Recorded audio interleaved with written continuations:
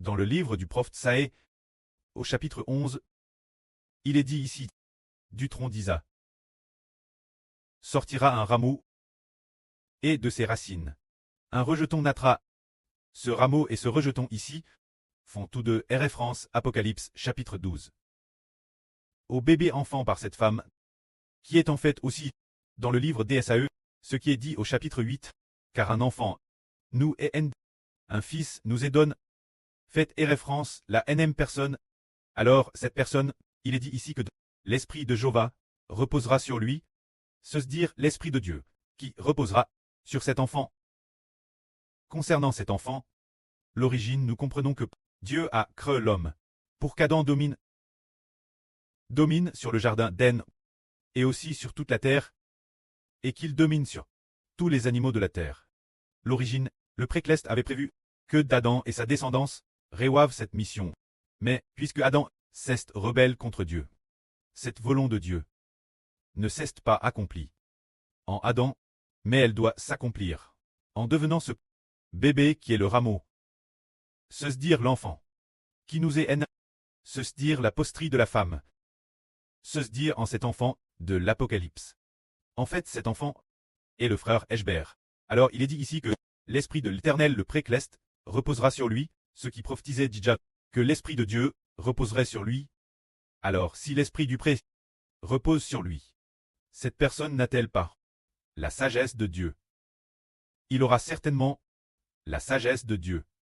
Tout comme nous, lisons dans la Genèse. Quand le précleste a créé l'homme, il est dit, Adam devint un très vivant doux d'esprit. Ce se dire que Adam possédait l'esprit de Dieu et l'esprit du Seigneur Christ.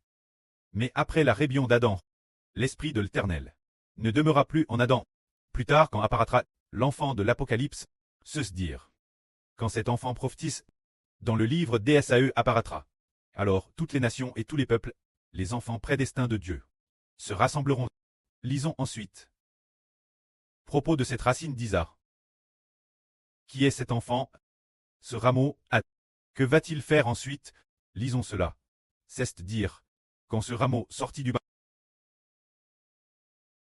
tronc d'Isa. Ce se dire quand le frère Ashber commencera très hautement l'œuvre par le précleste. Toutes les nations et tous les peuples se tourneront vers Dieu. Lisons cela d'accord.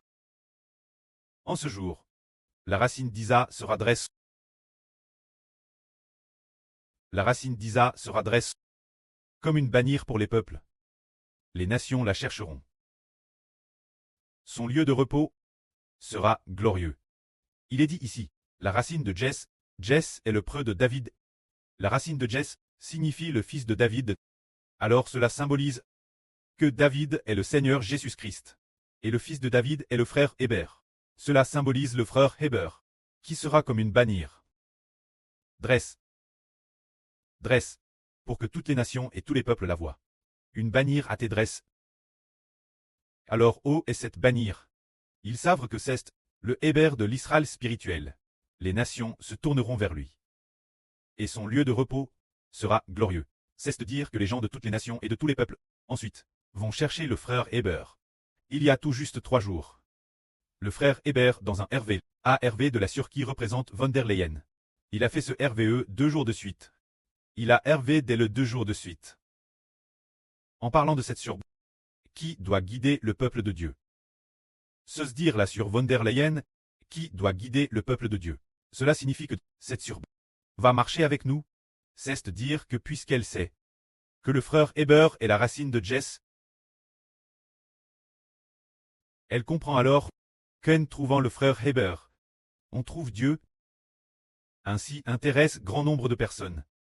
Guerre cette sur pourront se retourner et revenir Dieu. Il est dit ici, en ce jour, le souverain suprême tendra de nouveau sa main pour racheter le reste de son peuple. Des Assyries d'Égypte de Patros, de Couche-Dlam de Shinyar de Hamath, et des laits de la mer. C'est dire que, en ce jour, l'Éternel de sa propre main rachètera son peuple. Alors ce jour, quel jour est-ce? C'est le jour où la racine de Jess sera dresse, ce se dire la propagation de l'évangile du frère Héber. Ainsi, le frère Héber par toutes les nations et tous les peuples. Sera reconnu en ce jour-là, en ces jours-là, le pré Jova, par l'intermédiaire du frère Héber, rassemblera le peuple de Dieu, des Assyries, d'Égypte de Patros, de Couche-Dlam de Shinyar de Hamath, et le reste des laits de la mer. C'est de dire que par l'intermédiaire du frère Héber, il rassemblera les gens de toutes les nations et de tous les peuples. Pour les réunir, il est dit ici, des Assyries. Ici l'Assyrie, fait Air France, la Russie, l'Égypte fait souvent, Air France, la Chine. Quand Patros, on ne sait pas. Couche pourrait très l'Éthiopie. Lam, Shinar, Hamath. Ceux ailes ne sont pas clairs. Et le reste des laits de la mer. Les laits de la mer. Il semble que ce soit la région de l'Europe.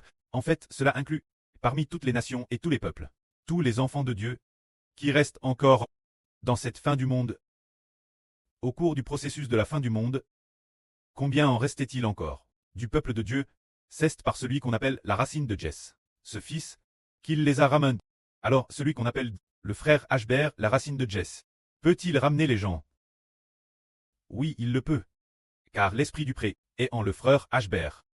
C'est pourquoi le frère Ashber a ce pouvoir, cette sagesse, tout comme il est dit ici, l'esprit de sagesse, l'esprit d'intelligence, l'esprit de conseil, l'esprit de force, l'esprit de connaissance, l'esprit de crainte de Jéhovah. Il a les 7 esprits de Dieu, alors c'est lui-ci, qui possède l'esprit de Dieu. Et l'esprit du Seigneur, ce Fils, a le pouvoir, les fils de Dieu et du Seigneur, de les rassembler.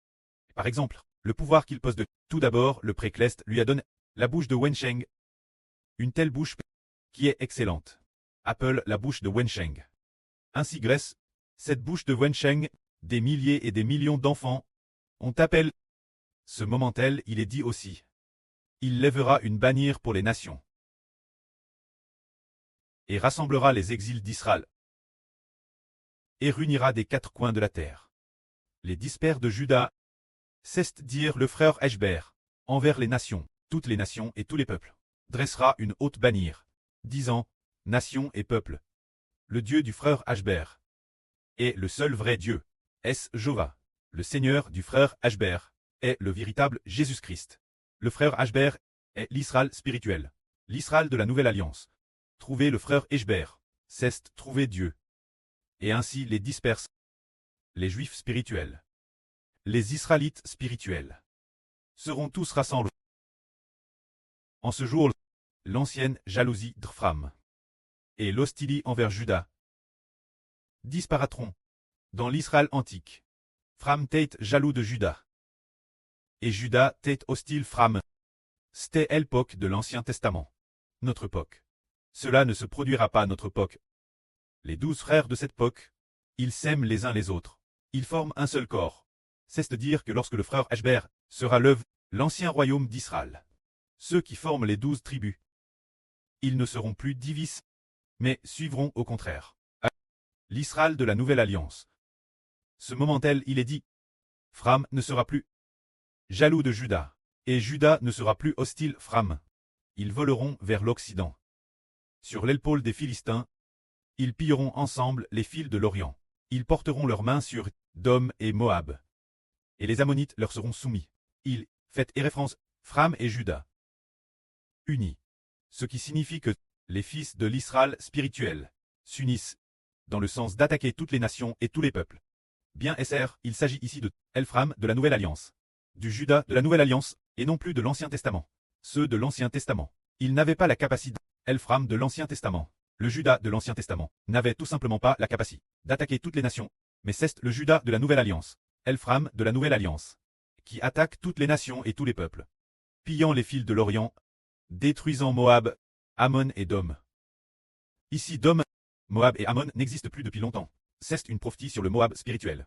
L'Ammon et le Dom spirituel, ce qui sous-tend les nombreuses nations appartenant à Satan, c'est ce que cela signifie. C'est de dire que les fils de l'Israël spirituel vont attaquer ce qui appartient à Satan, toutes les nations de la terre qui appartiennent à Satan. Ce moment-tel, il est dit ici, Jéhovah de Asherah, la langue de la mer d'Égypte de il lèvera sa main sur le fleuve de l'Euphrate, par son souffle brûlant, et il le partagera en 7 canaux. De sorte qu'on le traversera, sans se mouiller les pieds. Pour le reste du peuple de Dieu, dire ceux qui seront restés en Assyrie et qui reviendront. Il y aura une route pour leur retour, comme il y en eut une pour Israël, du pays d'Égypte, au jour où il en sortit. C'est dire qu'il est dit ici, qu'il y a l'Assyrie, et ici l'Assyrie représente la Russie. Cela signifie que, dans l'avenir, beaucoup d'entre nous seront emmenés captifs en Russie. Alors qui va nous capturer? C'est la bête 10 cornes, qui va emmener des gens de toutes les nations et de tous les peuples, captifs vers la Russie du Nord. Car après la division de la Russie, lorsqu'elle s'alliera à nouveau, elle sera appelée la bête 10 cornes, le royaume de la bête 10 cornes, qui peut aussi être appelé le royaume d'Assyrie. C'est donc une prophétie qui dit, en résumé, c'est la prophétie, que lorsque ce monde touchera sa fin, quelqu'un appelle le rejeton d'Isa, ce fils, recevra l'Esprit de Dieu. Et il rassemblera de toutes les nations et de tous les peuples. Les enfants de Dieu, après les avoir rassemblés, ceux qui sont dispersés dans les Juifs de toutes les nations et de tous les peuples. Les Israélites spirituels. Après les avoir rassemblés, il crasera également toutes les nations et tous les peuples, et il détruira comptement le Moab spirituel. Dom, la Philistie et Ammon. Tous seront comptement détruits. C'est ce que Dieu a prophétisé. Alors, ce moment-tel, en ce jour des gens chanteront des louanges Jéhovah, en disant, en ce jour, tu diras, Jéhovah, je te rends grâce, car tu as tiré contre moi. Mais ta colère cesse détourne, et tu m'as consolé. Voici, Dieu est mon salut, je serai plein de confiance, et je ne craindrai rien, car Jéhovah l'est ma force, et mon cantique, et aussi mon salut de, ce qui signifie que celui qu'on appelle la racine de Jess, se dire la descendance de la femme. Le frère Ashber a reçu l'autorité quand la septième trompette sonnera. Quand le frère Ashber serra-t-il l'œuvre, ce sera lorsque la septième trompette sonnera. Se dire celle de l'Apocalypse, quand cette trompette sonnera. Parmi les 7 trompettes, quand la septième trompette sonnera, il sera alors l'œuvre, aura l'autorité, et attaquera madame plusieurs nations. En ces jours-là, il pourra rassembler les enfants de l'Israël spirituel, qui ont été dispersés. Mais avant ce jour, avant que dans ce qu'on appelle l'Apocalypse, l'enfant n'apparaisse, le frère Eshber sous l'identité du soleil sera appelé Israël. Sous cette identité du soleil, pour clairer toutes les nations, après que la septième trompette aura sonné, il ne sera plus seulement le soleil, il deviendra l'enfant de l'Apocalypse, et avec l'autorité que Dieu et le Seigneur lui on donne, il pourra. Jusqu'à quel point pourra-t-il aller? Au point que dans l'avenir, madame, tous les animaux vivront ensemble en harmonie. Mais maintenant, c'est encore en tant que Israël le soleil qu'il pâte. L'Israël spirituel. Autant de ses enfants. Dans l'avenir, il sortira de cette identité de soleil pour devenir encore plus noble, et il s'assiera directement sur le trône de Dieu et du Seigneur. Que la gloire soit auprès et au Seigneur. Amen.